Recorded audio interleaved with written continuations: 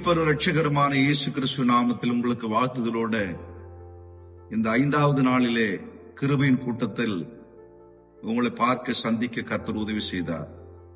இது தேவனுடைய கிருபையாய் இருக்கிறது. இந்த 2025 வருஷத்துல இந்த கடைசி நாட்களிலே தேவன் நம்ம மேல வைத்த கிருபை மகா பெரியது. அது எவ்வளவு பெரியது என்று கேட்டால், அது வானத்தை விட, பூமியை விட, இந்த உலகத்தை விட அவ்வளவு பெரிய கிருபை அது. அந்த கிருபை நிமித்தம்தான் நானும் உயிரோடு இருக்கிறேன், நீங்களும் உயிரோடு கேட்கிறீர்கள். தேவனுடைய பிள்ளைகளே,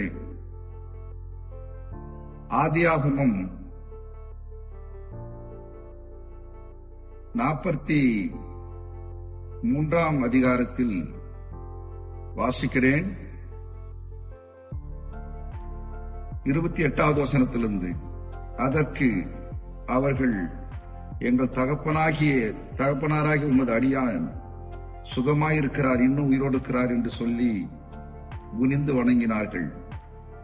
அவன் தன் கண்களை ஏறெடுத்து தன் தாய் பெற்ற குமாரனாகிய தன் சகோதரன் பெஞ்சமினை கண்டு, நீங்கள் எனக்கு சொன்ன உங்கள் இளைய சகோதரன் எவன்தானா என்று கேட்டு, மகனே, தேவன் உனக்கு கிருபை செய்ய கடவர். அன்பு தேவனுடைய பிள்ளைகளே, இதுல செய்தி என்னன்னு கேட்டா, யோசேப்பு எகிப்து தேசத்துல உயர்த்தப்பட்டிருக்கும் பொழுது சகோதரர்கள் யோசேப்பை பகைத்து விற்று விட்டார்கள் சிறுபிரியாயத்துல. இப்போ எகிப்து தேசத்துல அவர் ஆட்சியில் இருக்கிறார்.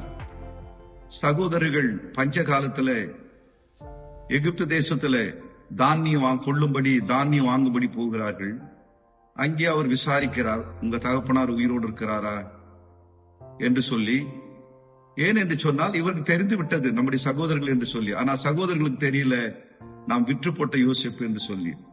ஆகினால அவருடைய ஆசை பாருங்க, தகப்பனார் உயிரோடு இருக்கிறாரா. ஏன்னா அவ்வளவு வயதாய் இருந்தது.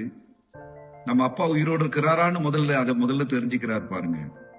யோசேப்பு தகப்பன் மீது மிகவும் பாசம் உள்ளவன். ஆகினால தன்னுடைய தகப்பனுடைய நலத்தை குறித்து அவர்களிடத்து அறியும் போது அவர்கள் சொல்லுகிறார்கள், எங்களுடைய தகப்பனார் சுகத்தோடு பலத்தோடு இருக்கிறார் என்று சொல்லி சொல்லுகிறார்கள். இப்படி யோசேப்பை போல தகப்பனை விசாரித்து தகப்பின் மேல் அன்பு உள்ள அந்த யோசேப்பு போல கிறிஸ்தவ சமுதாயத்துல கிறிஸ்தவர்கள் பெற்ற தாய் தகப்பன் மீது மிகவும் அன்பாய் இருக்க வேண்டும். பேசுறது மாத்திரமல்ல, செயல்லையும் நாம் அன்பாய் இருக்கணும். ஏசப்பாவுடைய கிருபையினால உடனே யோசேப்பு கூட பிறந்த சகோதரன், உடன் பிறந்த சகோதரன் பெஞ்சமின், கடைசி பையன், அவனை பார்க்கணும்னு, தன்னுடைய சகோதரனை பார்க்கணும்னு அவருக்கு ஆசை. அதனால பெஞ்சமினை கூட்டிட்டு வாங்க, அதாவது உங்க இளைய சகோதரர், கடைசி சகோதரர் சொல்றீங்களா, அவரை கூட்டிட்டு வாங்கன்னு மறைமுகமா மனசுல ஆசை வச்சுக்கிட்டு கூட்டிட்டு வர சொல்றாரு. கூட்டிட்டு வந்துட்டாங்க. அவங்க சொல்றாங்க, இவர் தான் பெஞ்சமின், எங்களுடைய கடைசி தம்பின்னு சொல்றாங்க. சொல்லும் போது அப்ப யோசேப்பு சொல்றாரு, சகோதரன் இவன்தானா என்று கேட்டு, மகனே, தேவன் உனக்கு கிருபை செய்ய கடவர். பாத்தீங்களா, தன்னுடைய சகோதரனுக்கு எவ்வளவு அன்பு வைத்து அவர் அன்பை எப்படி வெளிப்படுத்துறாரு பாருங்க. மகனே, அதாவது தம்பி சொல்றதுக்கு பதிலா மகனேங்கிறார். அப்படின்னு என்ன அர்த்தம்? அவருடைய ஸ்தானத்தோட மகிமை. தம்பியே மகனேங்கிறாரு. அந்த அன்பை பாருங்க. அவர் சொல்றாரு, உனக்கு தேவன் கிருபை செய்ய கடவர். ஆமா, பெஞ்சமினுக்கு கிருபை செய்ய கடவர், தம்பிக்கு கிருபை செய்ய கடவர். இப்படிதான் நம்முடைய சகோதரர்களை வாழ்த்தும் போது, ஆண்டவர் உனக்கு கிருபை செய்ய கடவர், ஆண்டவர் உன்னை ஆசீர்வதிக்க கடவர், ஆண்டவர் உன்னோட இருப்பாராக, இப்படி சொல்லி சகோதரர்கள் ஒருமித்து அப்படி சொல்லணும். இன்னைக்கு சகோதரத்துவமே உடைஞ்சிருக்குது. உலகத்துல சகோதரத்துவம் பிரிஞ்சிட்டு இருக்குது. எங்கேயுமே எல்லா இடங்களிலுமே சகோதரருடைய உறவுகள் உடைந்து கொண்டிருக்கிறது. ஏன்னா இது கடைசி காலம். உறவுகள் எல்லாம் உடைந்து சகோதரர்கள் எல்லாம் பகையா மாறி கோர்ட்டில், போலீஸ் ஸ்டேஷன்ல எல்லாம் சுத்துறது, அலையறத நம்ம பார்க்கிறோம். ஆனால் அப்படி அல்ல. யோசேப்போடு கர்த்தர் இருந்தார். அவன் தன் சகோதரனின், தன் தகப்பனாரை நேசித்ததை பாருங்கள். அந்த நேசத்தை பார்த்து நாம் கற்றுக்கொள்ள வேண்டும். அதனால்தான் வேதம் சொல்லுகிறது, உன்னை போல் பிறரை நேசி. அவர் தான் யோசேப்போட இருந்தார். அவர் தான் அப்படி நேசிக்க வைக்கிறார். கீழே சொல்றாரு, அவன் தன் கண்களை ஏறெடுத்து தன் தாய் பெற்ற குமாரனாகிய தன் சகோதரன் பெஞ்சமினை கண்டு, நீங்கள் எனக்கு சொன்ன உங்கள் இளைய சகோதரன் இவன்தானா என்று கேட்டு, மகனே, தேவன் உனக்கு கிருபை செய்ய கடவர் என்றான்.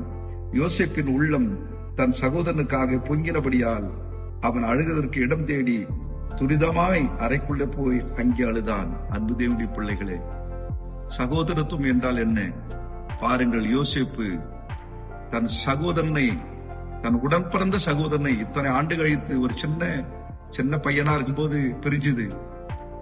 ஆனாலும் அந்த உள்ளம் பொங்கி, அந்த அன்பு அவன் முகத்தை பார்த்த உடனே அந்த அன்பு அப்படியே உடைஞ்சு உள்ளம் கண்ணீரா மாறிடுச்சு. உடனே அறையில போயிட்டு, தனியா போய் வேகமா ஒரு அறைக்குள்ள போயிட்டு அப்படியே தன்னுடைய சகோதரனை பார்த்து கதறி அழுகிறார். அந்த சகோதரன் மீது இருந்த அந்த அன்பை அழுகையின் மூலமாக வெளிப்படுத்தி அழுகிறார். அன்பு தேவனுடைய பிள்ளைகளே, இந்த செய்தி கேட்கிற யாராயிருந்தாலும் தன்னுடைய அண்ணன் தம்பி சகோதரத்துவத்துல யாரு எல்லாம் ஆண்டவர் சகோதரத்துவம் வச்சிருக்கிறாரோ அத்தனை பேரும் இந்த யோசிப்பு போல தெய்வீக அன்பினாலே சகோதரர்களை அரவணைத்துக் கொள்ளுங்கள். சகோதரருக்குள்ள ஒற்றுமையாயிருங்கள். இது உண்மையாகவே தெய்வீக இயேசு அன்பு. அது சகோதரத்தின் மீது வைத்த அந்த அன்பு பாருங்க. அழுகையோடு தன்னுடைய சகோதரனுக்காக கண்ணீர் வடித்து அறையில போய் அழுதார். இன்றைக்கு நம்முடைய சகோதரத்துவம் எப்படி இருக்கிறது? பிரிந்திருந்தால் இயேசு கிறிஸ்துக்குள்ள நாம் எல்லாரும் ஒன்று சேருவோம். சகோதரத்துவத்தில் நாம் ஒன்று சேர்ந்து ஆண்டவரை உயர்த்துவோம். கர்த்தர் தாம் இந்த வார்த்தைகளை ஆசீர்வதிப்பாராக. ஆமென்.